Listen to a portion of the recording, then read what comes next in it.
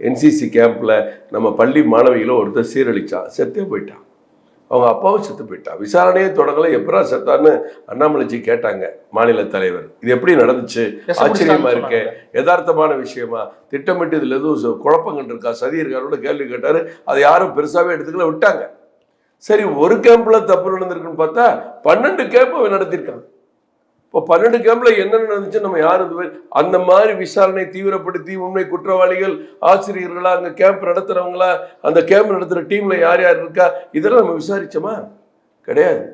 ஒரு கனிமொழி அவங்க நடக்கிற கூட்டத்தில் ஒரு பெண் காவலர் இடுப்பை கிட்டுறா, சண்டை நடக்குது, அவங்க ஒரே கோஷம் போடுறாங்க, போலீஸை கம்ப்ளைண்ட் பண்ணுறாங்க, கம்ப்ளைண்ட்டை திரும்பி வாங்கிடுறாங்க, அவன் திமுக காரன் இல்லைங்கிறாங்க.